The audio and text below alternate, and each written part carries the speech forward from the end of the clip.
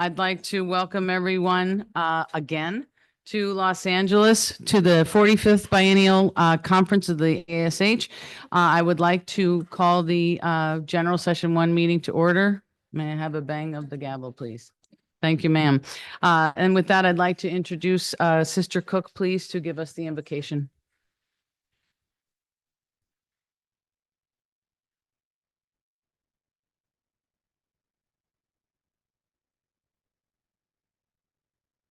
Good morning, everyone. I think it's important for all of us to remember that this year is the 100th anniversary of the canonization of St. Madeleine Sophie Barra. And there are many wonderful celebrations going on around the entire society. In late August, we elected our new Superior General, Sister Claire Castaing, a French woman. And I am going to use some words that she shared with us at her first conference, which was at the end of the General Council of the Society of the Sacred Heart. So if we could all get situated comfortably, remembering that we are always in the presence of God, and we're called as women and men of the Sacred Heart to attune our hearts to the heartbeat of Christ. Sister Castaing asked us a simple question, but what would Sophie be doing today? So good and gracious God, we ask you, in the words of Sister Castaing, to live in the present with passion and embrace the future with hope. Let us accept the invitation Sophie would give us to return unceasingly to the source, to the heart of Jesus, drawing from it the living water for each day's journey. Let us consent to reality and welcome this moment as the crossroads of grace, where we are called together to choose life.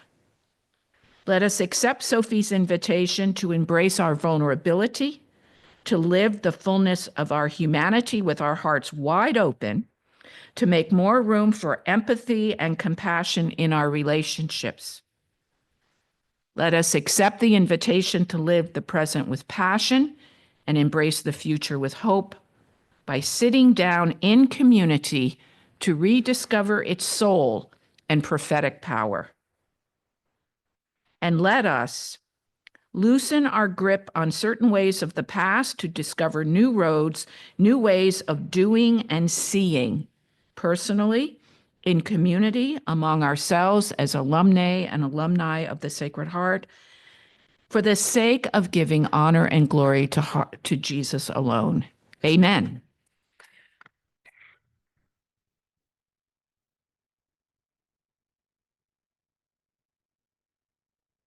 Thank you, Sister. All right. I am now pleased to introduce the co-conference chapter chairs for the LA President Chapter, Kathy Purcelli and Lindsay Galloway Hill. I wanted to welcome everyone on their behalf. Thank you very much. We'd also like to welcome again Sister Cook, past presidents Beth Speck, Rhonda Megan, past AASH President Pam Snyder, AASH Vice President Maria Estienza, and CASHA President Sarah Cassidy. I'm also pleased to introduce the board to you. I've already introduced myself. Deborah Dunham is Vice President. Marcy is Tufarolo is the Treasurer. Julia Sosnivka is the corresponding secretary. Kristen Andre is our recording secretary. And scattered around the room, we have our Southern Regional Director, Donna Davis, Western Regional Director, Lindsay Hill, Suzanne Santora Robinson, Eastern Regional Director, and Central Regional Director, Corinne Awardee, Andrea Briefs Ferris. So we now will take the credentials roll call. We do have the meeting rules up, which we will go over. Delegates and alternates must be present for all general sessions 1, 2, and 3. So Sandy, if you would like to take the roll call, please. Sandy Kessel-Farrell, another Corin awardee. Oh, do we have a mic?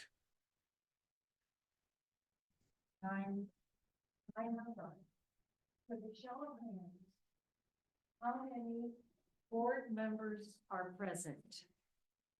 With the board members, and Lindsay Hill will assist me in the count. AASH, national board members. 6, 7,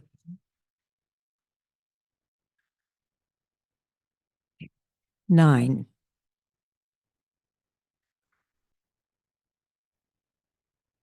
Will the delegates please raise their hands? I don't. 6, 7, 8, 9, 10.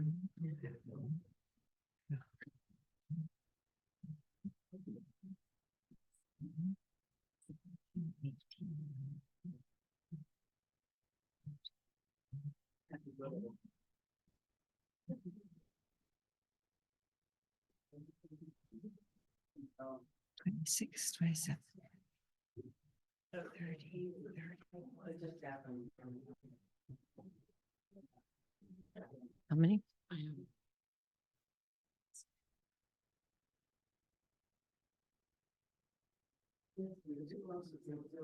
31.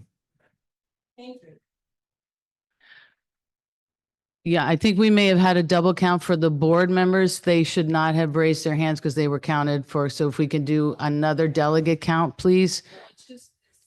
It's minus the 4. Not all board.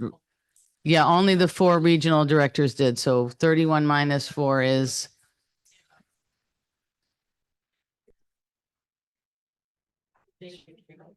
Yes. Yes, I'd like to do a recount of the delegates, please. So we're going to do another count. This is delegates only, not board members, not AASH board members. Correct. Okay, 1.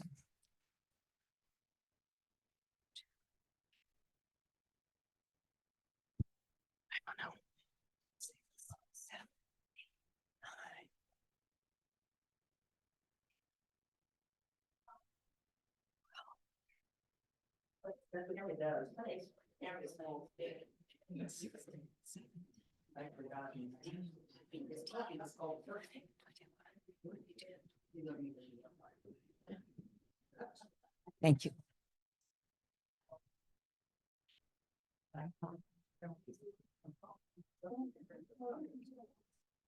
Thank you. 25.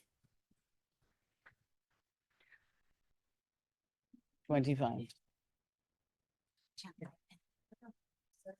Okay. Excuse me. Let's see. And Lisa? You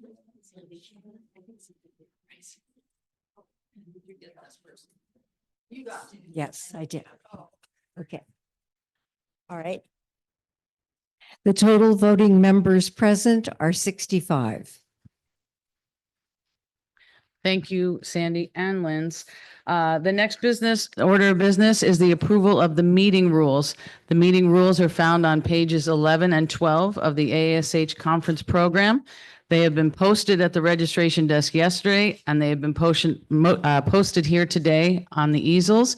Our parliamentarian, George Bronstein, will read the meeting rules.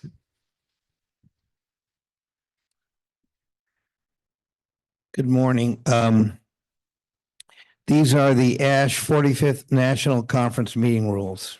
We have copies and they're posted here as well. I'm George Bronstein, the parliamentarian, and I'm going to try to help everybody keep this just like Parliament. According to the bylaws of AASH, each member association shall be represented at the conference by 2 delegates and 2 alternatives. The representative shall comprise of the delegate body of AASH. The members of the board of directors and the delegates shall each have both voice and vote at the general sessions. 2, delegates and alternatives are appointed by the association they represent and cannot be self-appointed or asked to fill in unless the association officially notifies the credentials chair of the association's approval. 3, each delegate has 1 vote and therefore cannot represent two or more affiliations. 4, in the event of a necessary absence of a delegate, an alternative may serve as delegate with voice and vote. A necessary absence is defined as illness or necessity to leave the conference site. When an alternative is to act in the place of a delegate, the alternative must first report to the credentials chair and with approval wear the delegate ribbon. 5, attendance at all general sessions if obligatory for all delegates. Alternates are urged to attend in order to be eligible to vote if needed, and all alumni are welcome. 6, delegate ribbons must be worn to all general sessions and events. 7, when a general session including voting, delegates must be seated in the reserved delegate sections. 8, seeking recognition. No delegate shall be entitled to the floor until the delegate has been recognized by the chair. It's just like Washington, D.C. B, after obtaining recognition by the chair, the delegate shall clearly state full name and affiliation in order that it can be entered into the minutes correctly. C, the floor is assigned to a delegate at the discretion of the credentials chair. 9, discussion on a question shall be limited to 2 minutes. I gave my stopwatch that I use to clock the horses. So we have a very accurate stopwatch here. Discussion on a question shall be limited to 2 minutes for each speaker. Delegate may speak only once on any question. These are the same rules that Joseph Stalin employed in the 40s. A timekeeper shall be appointed by the chair. The timekeeper will signal at 1 minute before the expiration by holding up a yellow card. When time is up, by holding up a red card. When time is up, the speaker must conclude, or the chair will call the member to order with her gavel. The president shall appoint one teller from each region. The teller will count the ballots, one for each vote, and report the count to the chair. Finally, number 12, the rules obtained in Robert's Rules, which I have on my cell phone, if we need to refer to them, of order newly revised shall govern in all cases where the association bylaws and these rules are silent. Thank you. Thank you, George. The question is on the adoption of the meeting rules as presented and read. The motion requires a 2/3 vote in the affirmative. Throughout the general sessions, we will use unanimous consent to dispose of housekeeping motions quickly. Please remember that only delegates and alternates in place of a delegate may vote. May I have a motion to approve the meeting rules? Thank you, Beth Speck is the motion. May I have a second? Stephanie Dunn Ashley is the second. Are all those in favor? Are there any opposed? Are there any abstentions? All right, thank you. As there is no objection, the meeting rules are adopted as presented. And then George, would you like to speak now again? I have you on the list. For the.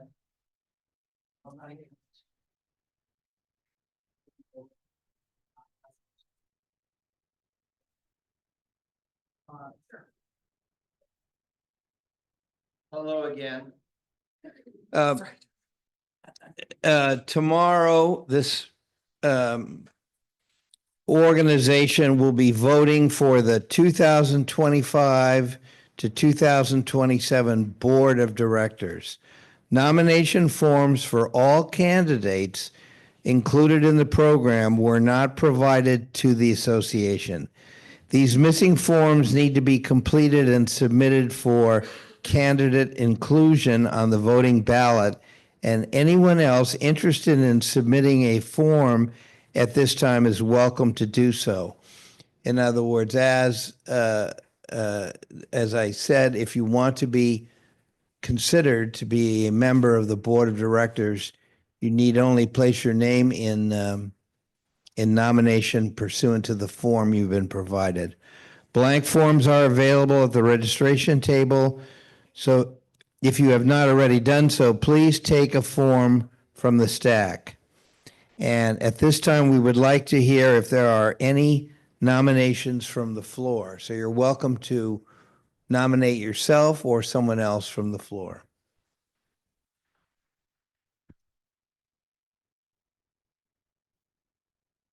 You can stand up and be recognized.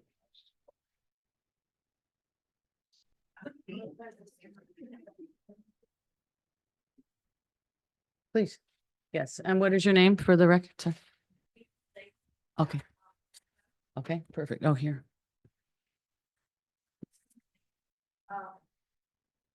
How is it that we can nominate people on the floor, but everything according to section 3 of the bylaws, should have been received by the nominating committee at least 90 days prior to the conference, to prepare and be on the slip. So how, I've never been to one of these, and I've been in other organizations that have bylaws, but everything I thought was set for us to vote on. So where's the disconnect, I guess? Well, there's no real disconnect. According to the bylaws of your organization, which have been around for a long time, any member is eligible to become a member of the board of directors, and the nomination can be given by the nominating committee, or at a meeting like this, one can put their name in to be recognized. So it's very democratic. You can, the nominating committee can nominate you, or if you feel that you'd like to serve this wonderful organization, you can just stand up and nominate yourself or somebody else and use these forms to go forward. I mean, it's a small organization, a beautiful organization, but anyone can be a member of the board of directors. And that I understand, I mean. I reviewed the, I can tell you what I did for my homework, because I thought this question might come up. A birdie came and told me in my ear about this. And I discussed it with some of the very impressive attorneys that have been involved with the AASH organization for years. We went over the bylaws together, and I mean, I'm a lawyer. I do this for a living all day long. I parse sentences and parse paragraphs and figure out what did it mean or they mean. And in my humble opinion, the bylaws are clear as a bell. The nominating committee can nominate people, but also at a meeting like this, any member can stand up and ask to be nominated and fill out the form, and you're going to be in the vote. Thank you. Can you show me where that is in the Bible? Right now? Yeah, please. Well, we follow Robert's Rules of Orders. I come think that back falls and do under the that. 12. Sure. All right. We'll have to table that and come back, but that should be I'll come covered back under and number answer, but 12. I'm happy to share it with I just want to make sure that I'm on the same page of everybody else, and I guess it's kind of like if you have a nominating slate already, and then you throw some people in at the last minute, and you have the slate you. Well, 45 days before. God bless you, and with all due respect, I'm here as a parliamentarian, and to me, it's clear as a bell, and, you know, I'm saying that as far as this meeting goes, the president can consider names that have been nominated by the nominating committee, and you can consider anyone else here that wants to be considered for the board. That's the rule of the parliamentarian. Thank you, George. And I would ask everyone, if you do want to speak, we need to use the microphones because the broadcast people cannot hear us. Well, thank you, George. Thank you, April. The next business in order is the adoption of the agenda. The agenda is found on pages 7 and 8 of the ASH conference program. Let the record show that the date on page 8 is incorrect and should read Saturday, April 5th. Please remember again that only delegates and alternates in the place of a delegate and board members may vote. May I have a motion to approve the meeting rules? Stephanie Dunn is Pam Snyder will be our second. All those in favor? Are there any opposed? Are there any abstentions? All right, thank you. With that, the agenda is adopted. I'd like to now call on the reports, and I will next is the report, and I don't have it. But it has been a great and quick 2 years. I was very, very, very lucky and fortunate to have a fantastic team, not only with my home chapter, but also the board. I didn't follow my own rules. There we go. And we had so many different skills that melded together. We had 5 new board members for this biennium and then 1 new ambassador to join the team. Jeannie Asdurian, Broadway, and from graduate of Broadway in 2017 National Conference Chair, started as our first virtual national office director in June of 2024 when Betty Gibson retired. Sharon Mitzler, Academy of the Sacred Heart alumni, St. Charles alumni director, started as our boots on the ground national office admin. Combined, they work about 10, maybe 20 hours per 2-week pay period. We switched to a service with AT&T called Office at Hand, which allows us to forward the office phone at Villa Duchesne to a cell phone. This has increased member support time and service should any arise. The web connection needed to be updated, and I was like, we're not ripping the walls open at all. No, thank you. You can get an extension from the school. And so this was the route that we chose. But it's another huge cost savings for the association. And it's a fun group and a terrific way to keep everybody together, but it is also a business, and we need to constantly focus on ways to change and update and improve cost savings while keeping that mom and pop business model feel.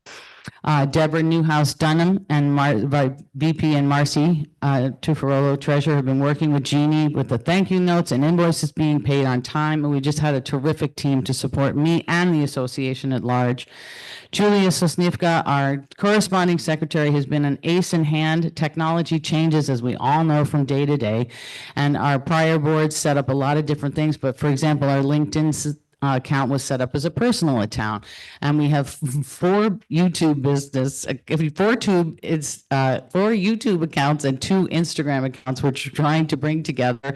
But we can't figure out who created them, so we are working to try to make it a little less confusing for everyone because we're posting our webinars on YouTube and things like that. So that's an ongoing project. Kristen Andre, our recording secretary, has been keeping us on track and been reorganizing the Google Drive. Previous years were sorted by biennium, but we decided to take some items out, like the invoices and Esprit, to have them filed by category for easy reference. Our RDs have been hard at work creating a regional director handbook to ensure that future biennia are successful. Getting comfortable in the role just as we near the end of the 2-year term, their insight and tips and hints will ensure the success of anyone stepping into the role. Our webinars have increased engagement in all ages and demographics, increased all communities, and we would like this obviously to go forward into the next biennium.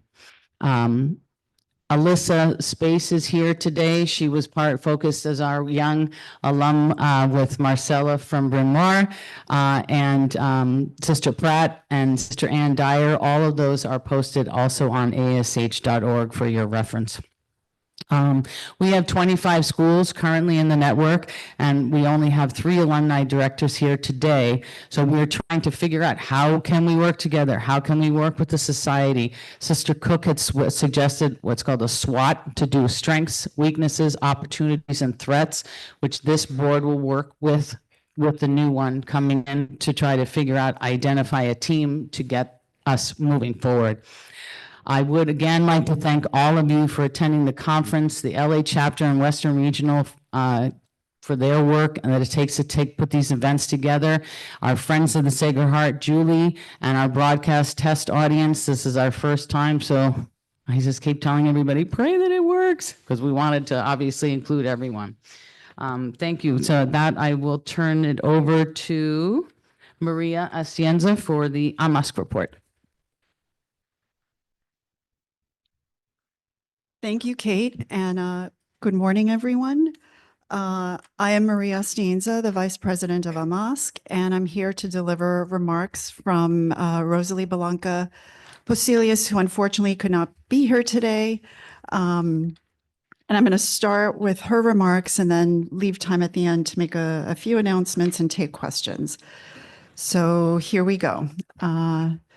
Hello from Detroit, Michigan, to my Sacred Heart friends and family gathering in Los Angeles. I must start by thanking you all for your support of our shared mission. Your presence here is witness to your commitment to the ideals that are central to Sacred Heart, AASH, and AMASC. And here, Rosalie wanted me to point out that in addition to me, we have Marcy Tuffarolo. She's the Secretary General, right, Marcy, on the AMASC board, and Maggie Kaspura, our Communications Secretary, will also be attending. I just don't think she's arrived yet. But anyway, thank you to Kate Sawyer and the ASH board for inviting us to share our news with you. I am so very sorry that recent challenges have made it impossible for me to travel to share with you at this most meaningful gathering. The past few years have given me an opportunity to learn more about the many limbs of our Sacred Heart family tree. It has been a gift to know and better understand the role we each play in our far-reaching mission, which is as relevant today as it was in 1800. The melding of these distinct but intrinsically connected groups, that is the schools, the RSCJ, the alumni associations, and the associates, is fundamental to our success and growth as an organization. St. Madeleine Sophie said, "Our Lord has united our hearts by a bond that extends to all countries and knows how to draw us close together in him and through him." I believe that we as alumni derive our strength from this bond and constancy of purpose. When I was asked to consider heading the AMASC board for this mandate, I was both honored and terrified. Having served on the U.S. board for several years, I was aware of the many challenges we face as an international and Catholic organization. Our world is changing at an accelerated pace, and the thought of navigating through these changes can become a daunting task. We are bombarded with information saturating our minds and often desensitizing us to matters of the greatest importance. It seems that there is never enough time in a day to complete our tasks. Then I remembered the words of St. Madeleine Sophie as we celebrate the centennial of her canonization. Quote, "We must not be blind to the fact that in these times of activity in which we live, demands are made upon us and obstacles rise, so that certain modifications and a certain perfectioning become indispensable." What an astute and insightful view of facing change and the turmoil that it often brings. In other words, we must evolve, advance, transform. Her words also reminded me that Sacred Heart was born in a time of turmoil, and that turmoil seems to have appeared throughout its history. Wars, plague, civil unrest, religious persecution, poverty, famine, revolution. So many obstacles every step of the way. I realize the difficulties at this moment are just another part of this journey that we share, and that we, as alumni, must do our part to ensure the future of Sacred Heart and its mission. With these things in mind and echoing Sophie's words, the theme for our AMASC mandate became "One Heart Moving Forward with Courage and Confidence."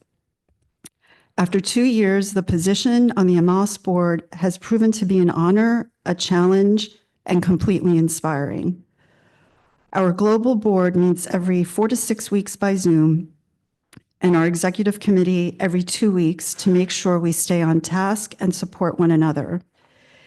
In addition, part of the executive team has had Zoom meetings with the alumni associations in many countries. This engagement has helped to identify specific needs and areas with the greatest need of our attention. Common themes and concerns have emerged from all corners of the globe. The AASH board has identified a set of goals that are timely and serve to enhance the continued journey that we share as the beneficiaries of a Sacred Heart education. To address these concerns, we found that we had to evaluate and renew our mission, bylaws, and statutes to make certain they were addressing the current needs of our constituents and our role in the Sacred Heart family. To echo St. Madeleine Sophie, it is imperative that we evolve in our rapidly changing and advancing world. In addition, we hope to provide a succession plan for AASH because I feel that the next 4 to 6 years will be critical to the continuation of the organization. Most of our current goals are formulated to seek that end and secure the future. With the closing of many schools and alumni groups, we are losing membership rapidly. However, many alumni have reached out to us wishing to remain part of AASH. We are in the final stages of providing a roadmap for membership for everyone interested. Prior to these adjustments, members were only admitted to the group if they paid dues to their school association and in turn to their country's organization. We hope that within the next 5 years, we will become completely dues-free. We plan to become self-sustaining through other fundraising efforts and income-generating programs. This is the new model for many alumni associations throughout the world. The new programs will include opportunities for our constituents to connect on a global platform, to travel, to serve, and to share spiritual gatherings throughout the world.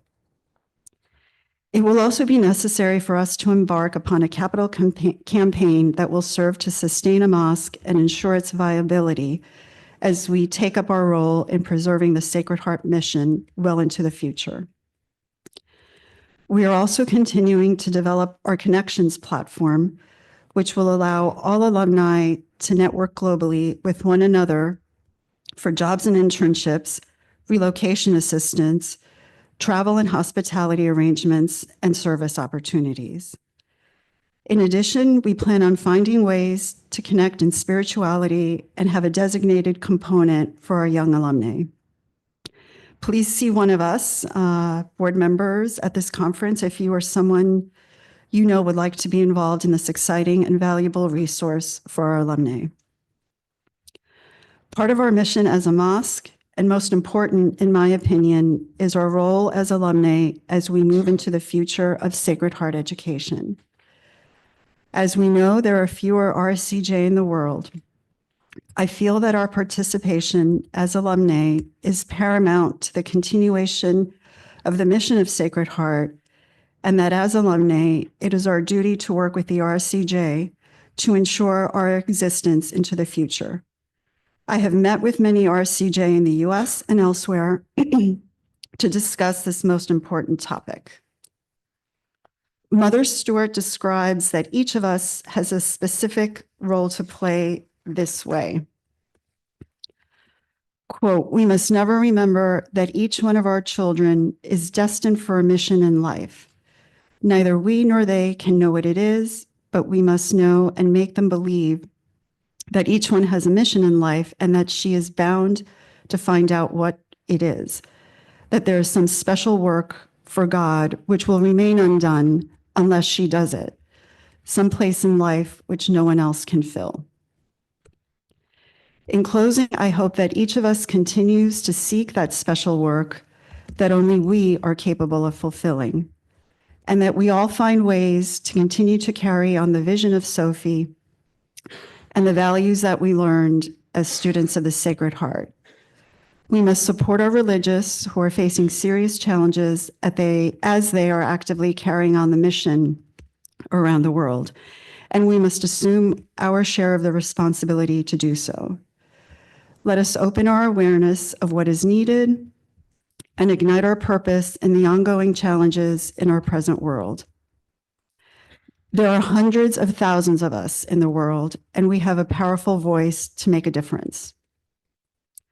Our founding mothers have given us this charge, and they have given us the tools we need to succeed. AASH is diligently working and is committed to find ways to enable all of us to move forward with courage and confidence. So that concludes Rosalie's remarks. And before I get off the podium, I wanted to make a few announcements. One is that if you want to learn more about AASH and what it does, feel free to contact one of us on the board that are here at this conference. You may also find out more at amask.org, which is our website. And Maggie, late last year, spearheaded an effort to overhaul the website. It has a much more dynamic feel. It's been refreshed. There is a lot more functionality. This is where we hope to launch our connections platform shortly. Under Rosalie's mandate, we added an Instagram account. The handle is @AMASK Sacred Heart, and we continue to post on our Facebook page as well. And then the one announcement which we're most excited about is the fact that we will be hosting the 2026 World Congress. I believe the dates are November 12 to 16, 2026. They're in the conference program, and it will be held in Ponce, Puerto Rico. So we're very much looking forward to that. And with that, I open the floor in case anyone has questions. Yes, Marcy. I just wanted, is this working? Yes. I just wanted to encourage everyone to think about going to Ponce, Puerto Rico for the World Congress. One of the many highlights and wonderful things about being on the board of AASH is the travel to date. And in that travel, meeting Sacred Heart people from across the world. We went to the European Congress in Vienna last October. And there were many different languages, so we were at the English-speaking table. We made new friends from Japan, Poland, Mexico, Spain, and Ireland. And these friendships, you just bond immediately. They're wonderful people. We have the same background and roots. So I would encourage you to come and network and meet people. It'll be a wonderful conference. Absolutely. Yes? Raise your hand. Who are the members that are here on the online board?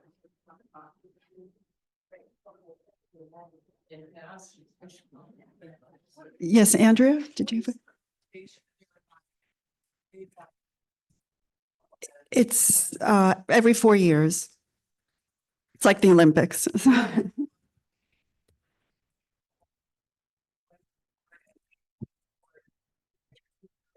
It generally passes from country to country. We don't know who will be taking over in 2026, but we should find out shortly. An attempt is made to rotate so that one country doesn't hold on to the leadership.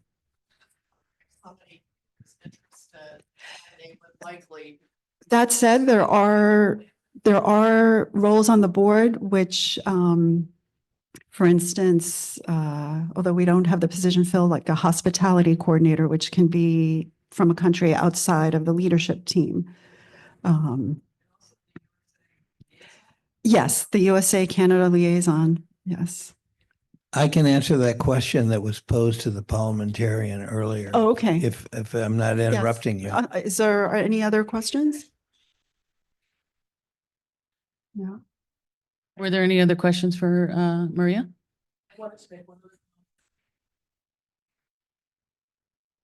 We've also had 2 young alumni from Vienna step up, and they're taking a lead role. And so those are positions thinking about our younger alums, how they can work with these 2 that have stepped up. And there'll be some things at the World Congress, and then in general, we have that on the agenda every time. Thank you. Thank you, Maria. Thank you.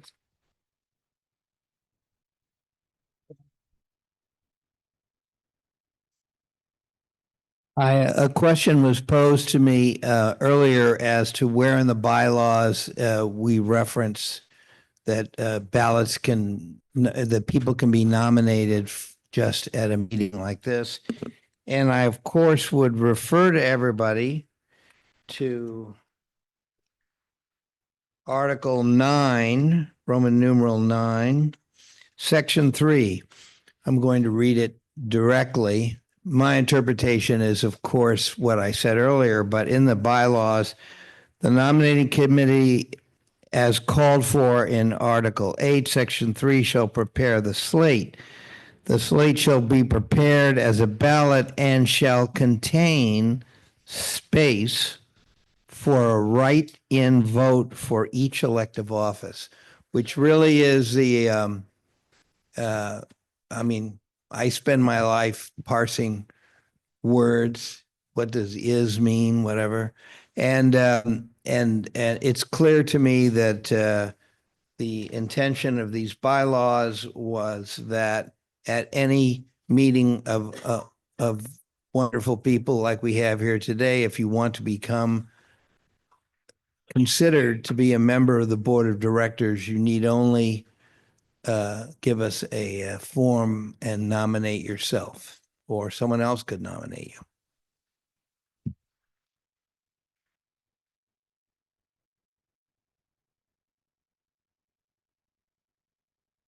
Thank you, George. I'd like to call Sarah Cassidy, our ambassador, and Kasha rep, please.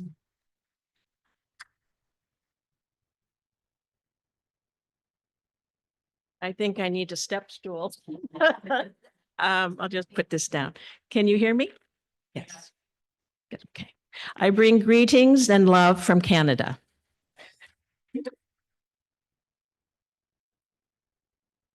So in Canada, Kasha had an association for 100 years and a very active, well, 6 schools down to 2 schools. We put ourselves on pause because we realized that our alumni were getting older and we needed more young alums to participate. And we also realized that young alums they graduate from the school, they go into the world, they start another level of education, then they become career women and men, then they start families.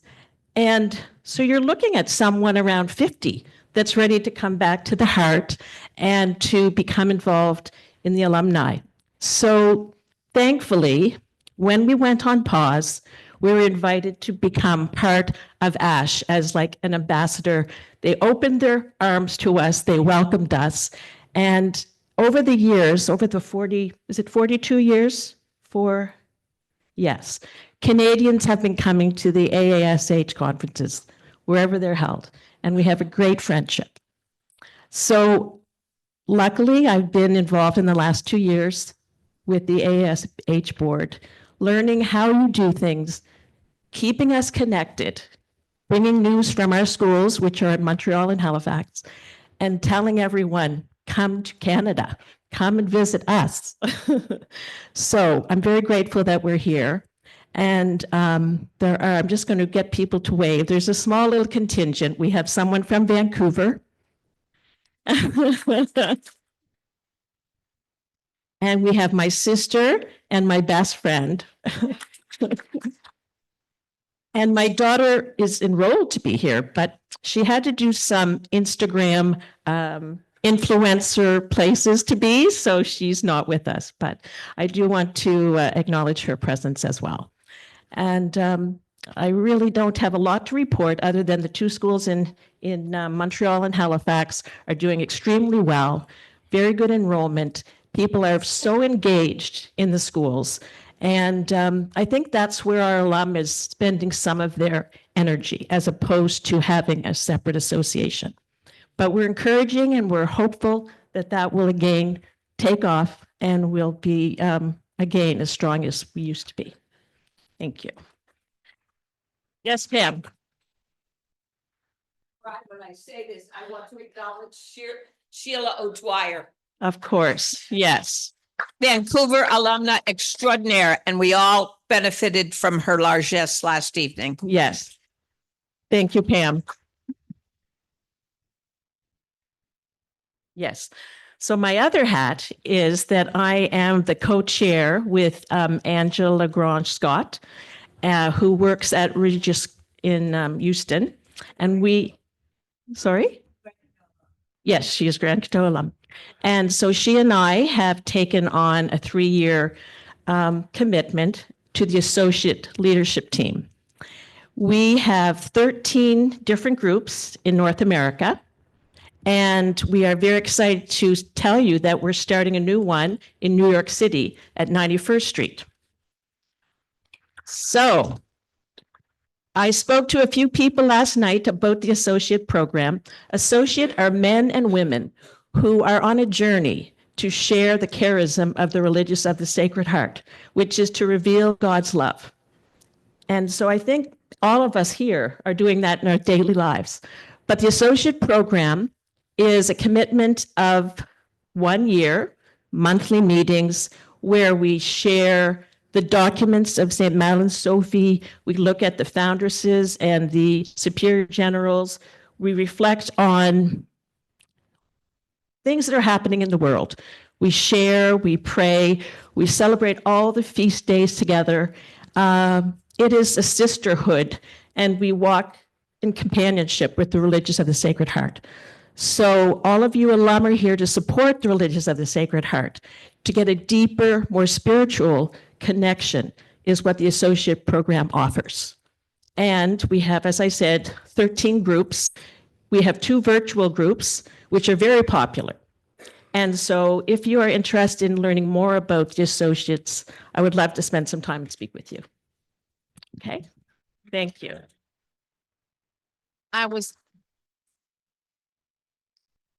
Thank you, Sarah. Thank you, Maria. Oh, please, I'm sorry. Sarah, how many, let's have hands of how many associates are here. How many associates are here? Okay, so we are actively in associate meeting organizations. I'm in Houston, St. Charles, and Halifax. So you're going to get a real sense if you'd like to speak with us. And it is really a place where you deepen spirituality that is very, very Sacred Heart. So you feel very at home. Oh, yes, Kathleen. Mary, remember Children of Mary? We used to have that. It is and it isn't. Okay. Does that make sense? I was not a child of Mary. Oh. Not to cut off, Okay. but I understand child. Yeah. So the people that are child of Mary feel very at home there. Oh, okay. Okay? Yeah, because I missed that actually. That's why they're there. Oh, okay. Okay. I'll check it out. I would say, if I might, hi, I'm Sister Suzanne Cook and I'm the provincial, and I do have some knowledge of this. For those of you who are familiar with the Sodality Children of Mary, there are some very active and they've been ongoing chapters of Children of Mary, and over the years, they've adapted some of their practices. It is the veneration of Mary and the focus on Mariology is very much a focal point for Children of Mary. And so the feeding of one's spiritual life is in relation to Mary and all that Mary has to offer us. So that does distinguish Children of Mary on one level. In the case of associates, these are women and men who want to deepen their prayer life, their understanding of spirituality. And they are not only attracted, but instinctively feel fed by Sacred Heart spirituality, a more Christocentric approach to prayer and spirituality. In some cities, we've seen Children of Mary grow and associates decline. In other cities, associates are growing and Children of Mary are declining. We're taking a look at this, but I would say that the key is the fidelity of commitment, as you mentioned, the willingness not only to take seriously one's prayer life, but the openness to being nurtured by having a community of like-hearted and minded people. In the case of Children of Mary, often the feeding, the communal feeding of one's soul is through the liturgy. In the case of associates, while that may sometimes be the case, it's reading, study, and dialogue, prayer and dialogue. So that those are the differences that I see. Yeah. There were children of Mary in existence. Do they do any Zoom? So those of us who is there information or? Some of the groups do. In general, that's not been their habit. There is someone at Villa, Kathy Ott, who has managed through a virtual it's hybrid, 3 times a year to bring together all of us, RSCJ's alum, Children of Mary, associates. I would say that's one. I will talk to the different Children of Mary chapters to see what they have in mind, but maybe you've got a great idea, which is a virtual Children of Mary chapter. I'd like to put it in our San Diego newsletter to Mhm. get the word out. Okay. A lot of information here. This is one Okay. of them. Thank you. You're welcome. Yes. Virtual.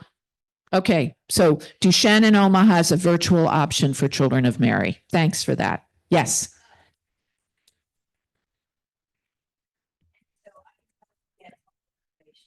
Perfect. Mhm, mhm. It is important that there's communication with the provincial. I don't say that in any sort of egocentric way, but in a way to offer you some guidance, because it's very important that we remember the original conception on the part of St. Madeleine Sophie Barra was that, as we know, one was invited to be a child of Mary. The idea being that as one matured, one was taking personal responsibility for her or his relationship with God. So it's not simply getting together for the celebration of liturgy or the reciting of the rosary, both of which are very important. It is really a commitment for the intellectual dimension of one's faith, evolving faith and relationship with Christ, relationship with Mary to evolve. So I just want to make sure that people understand that. Yes.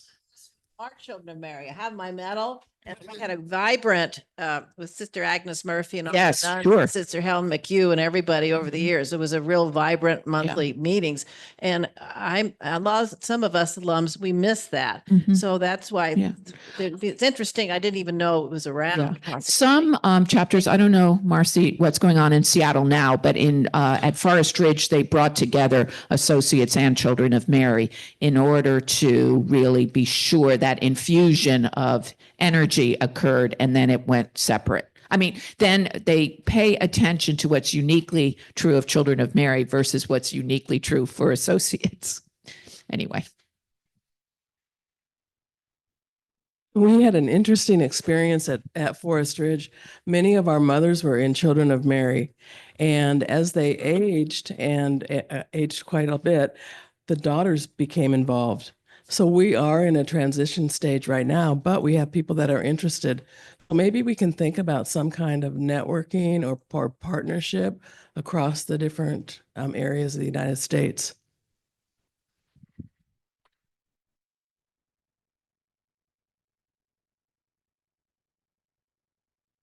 Not to dwell on this, but I do want to add that I think that would be a great idea to educate everybody about the Children of Mary organization as well, because I was also pretty ignorant to that organization. And it is listed in our Bloomfield, Michigan bylaws. There's mention of that. And it recently came up and someone was like, what is Children of Mary? Because we're not familiar with that from I guess, a younger audience.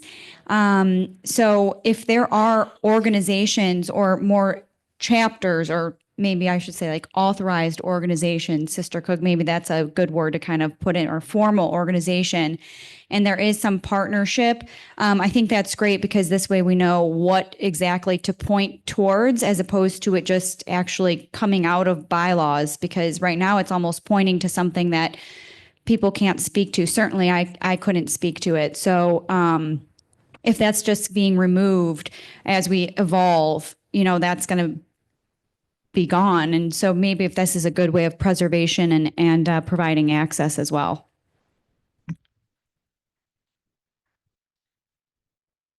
Thank you, everybody. And then this is an amazing topic. We had Sister Ann Dyer give a great webinar that is on our ASH website. We tried to come up with, the Sacred Heart family tree, how all of these individual pieces come together into one.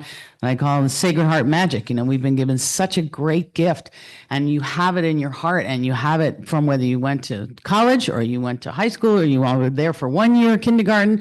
It doesn't matter. You're still a Sacred Heart student. And perhaps we could put that in the esprit, and say, highlight the children of Mary, so people can start that discussion and reach out to one another for ideas to get, how did you guys set up your chapter? How do you do your Zooms, et cetera? And then that's a great communication tool for this group. So thank you, everybody. These are great comments. With that, I'd like to turn it over to Marcy for the treasurer's report.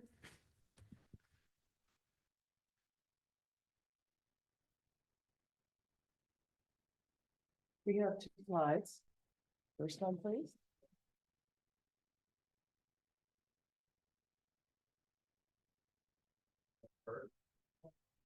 Which one? The one that I sent that said first slide number 1. The balance sheet.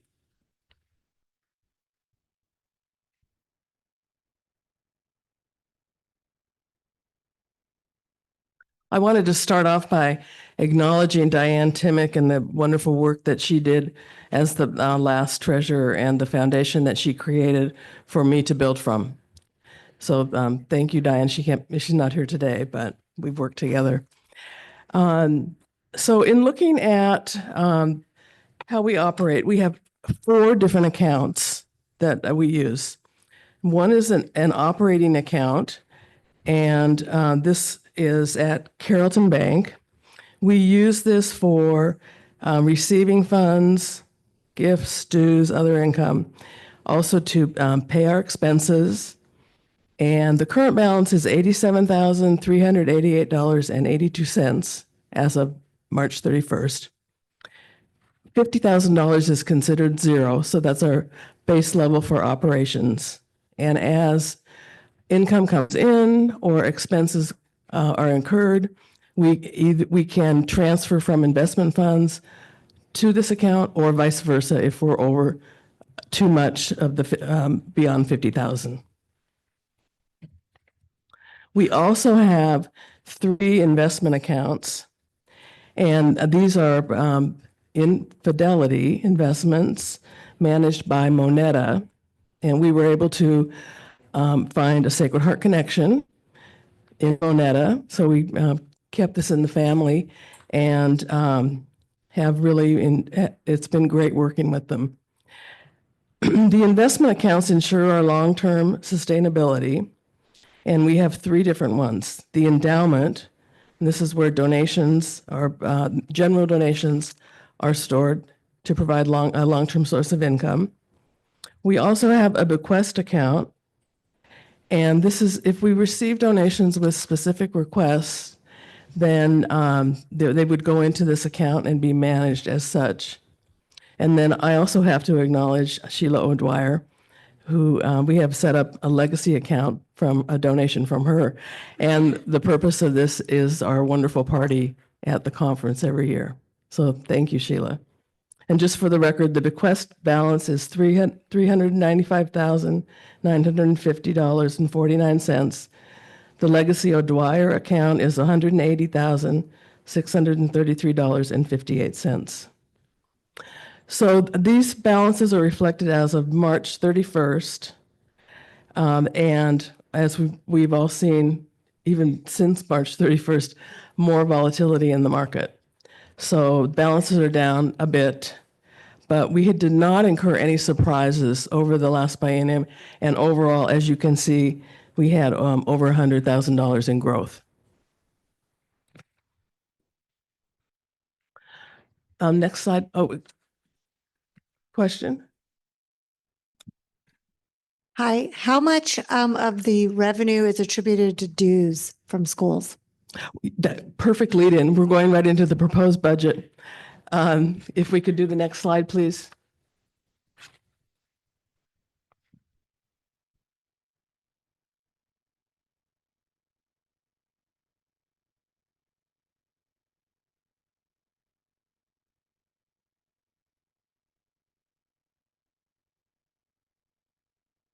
So we have several components that make up our budget. And the first part is income, which we will balance to expenses in our proposed budget. Annual giving is coming in at, we're estimating 140,000, consistent with this current biennium. We have not seen bequests made in donations, one small endowment, which would have gone to this specific account. Dues, we're projecting to be $35,000 for the upcoming biennium. And that's based on what we've seen over the past biennium. And investments, we're again projecting a $100,000 growth level. Now we'll have to see how the markets unfold over the next 2 years. And that would give us a balance of income, $275,175. The expenses we incur, we provide dues to a mosque every year at the level of $5,000. So that would be $10,000 in the biennial budget. And we have two major projects which make up quite a bit of our expense. One is the annual appeal, and the biggest costs there are the printing and postage. And the other major project is the esprit de corps. And we have three components of that: the layout, graphics, the layout and graphics, and then we have printing and postage. We have been able this biennium to see a substantial savings in the layout and graphics because, as it turns out, we have very talented alumni. And we have two here today that have volunteered and stepped up to do the copy, editing. So I'd like to acknowledge Donna Davis and Lynn's Hill.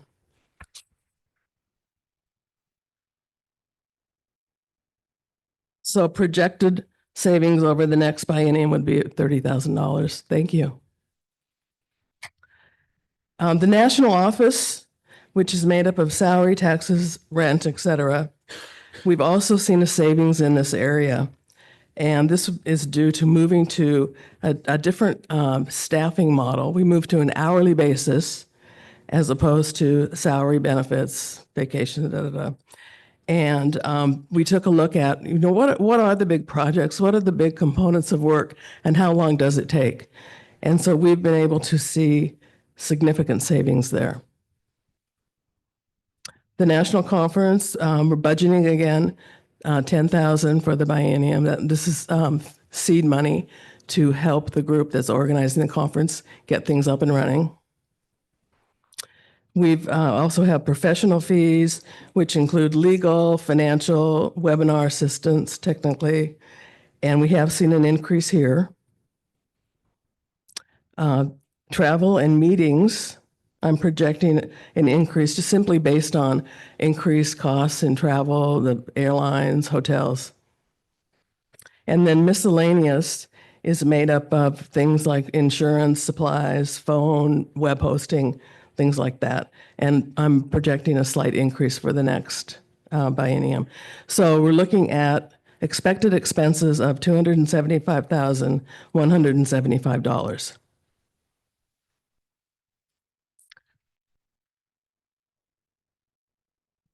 Are there any questions? What is your return on your annual appeal? Well, if we look at the cost to prepare and then the amount received, it's running 20,000 plus, depending on the response that year. Would you repeat the question? What was the return on the annual appeal?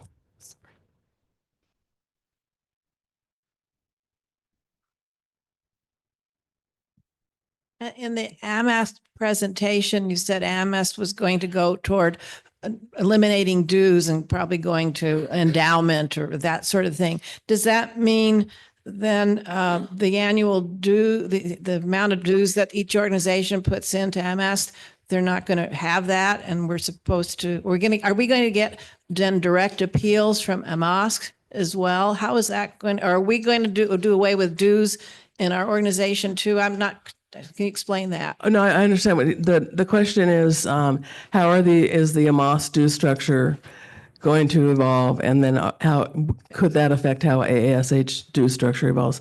The goal of AASH is to move away from a due structure, so we would through fundraising, through appeals and donations, that would fund AASH. Now that would affect our budget when it happens, but it won't be. I think Maria targeted a 5-year at least timeline.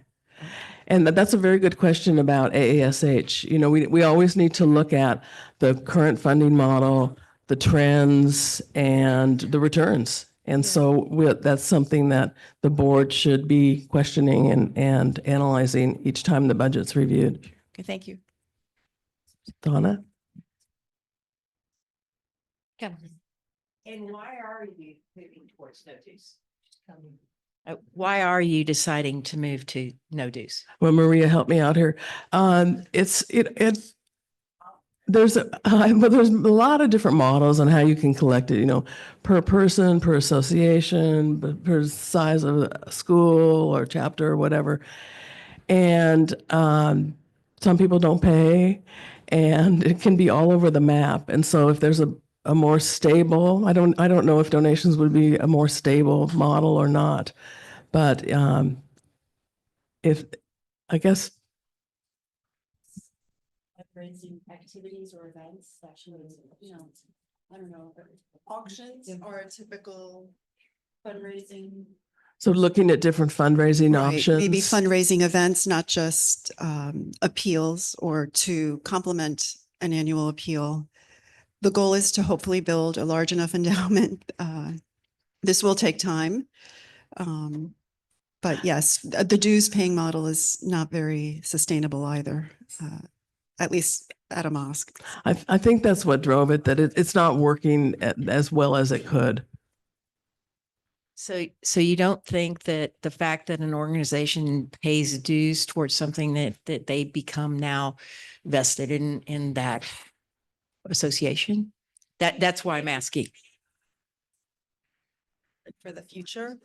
Hi, I'm Jen Shurto. I'm on the slate. I'm for vice president, but I'm shadowing Lori so that I can Okay, because you have a question? Yeah. So in terms of how to generate revenue, my thought is that maybe like AI, artificial intelligence, might be the way to think about it, because I think guys like that in terms of how to access information. And I'm not a guy, but I do understand that that is pretty popular right now. So artificial intelligence is kind of like one of the waves of the future to kind of think about its tech. We have a tech person behind me who's also from Chicago, Tony Marie. You know, so I actually am just a teacher, but I know that there's some issues with it. And like in education, the issues are more about plagiarism. So that's just me. But okay, that's a great idea. So we will take note of that. And also, if you have skills to offer, like you just volunteered your friend, thank you. We're always interested in help. Are there any other questions? Yes.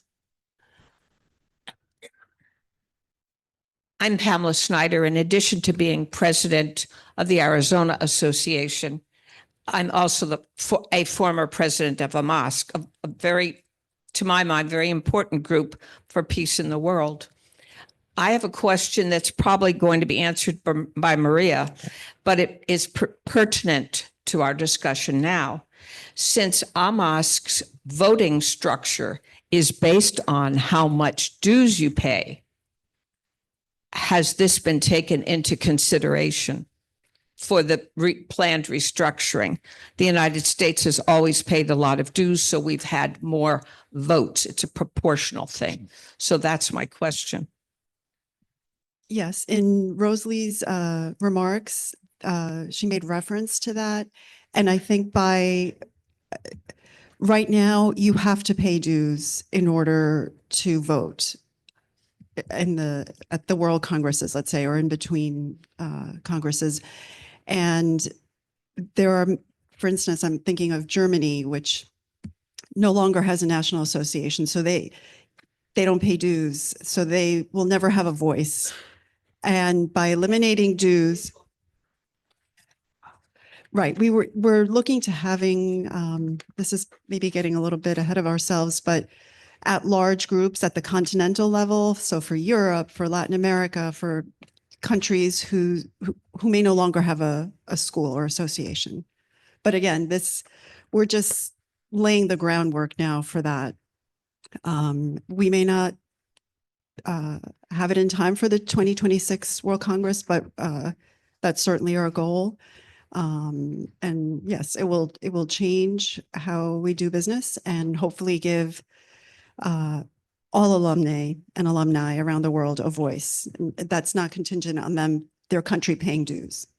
Thank you. I know Lori's ahead of me, I'm sorry, but I just flashed in my mind an international auction of villas in Capri and or dinner in Spain and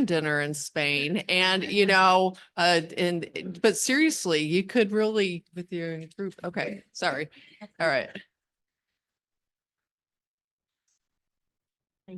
Laurie Strickland from St. Charles. I had a question, Marcy, on the about the legacy account that you had marked O'Dwyer. Are there Yes. other monies in there? I don't believe, was that all Sheila O'Dwyer money? Because there was a Rosemary O'Neill legacy fund that I know that the video project for the last conference, the video that was shown at the last conference, it's on the website now. The money was used from the Rosemary O'Neill donation. And so I'm just curious, was that all those together? I mean, it just says O'Dwyer on here, but I was just like, We are in the process of going through the records in St. Louis at Villa in the office. They're a plethora of file cabinets. And the documentation needs some straightening up and going through the past records. We don't have exactly everything on that, but we are in the process of looking at that. Great question. Thank you. Thank you.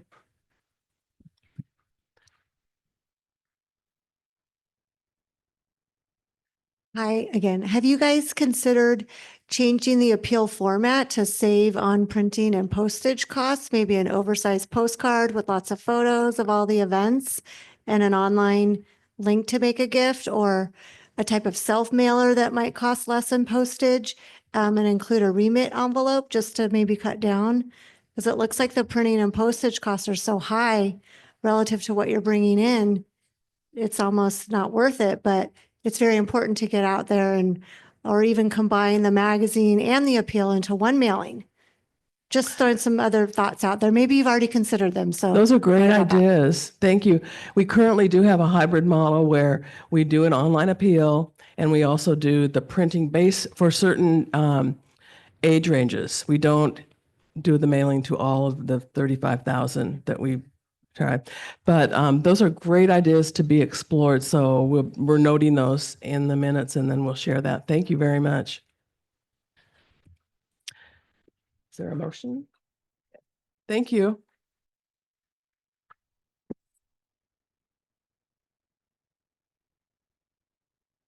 Thank you, Marcy. So do we have a motion to approve the budget?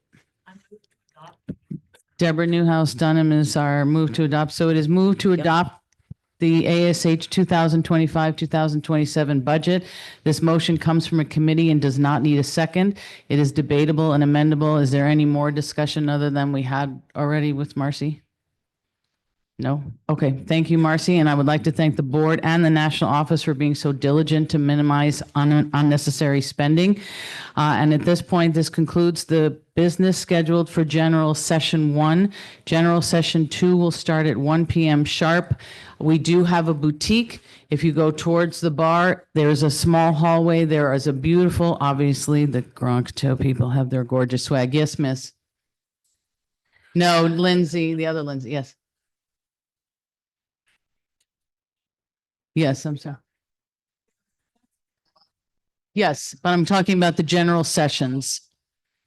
The business part that's separate from the rest of the schedule.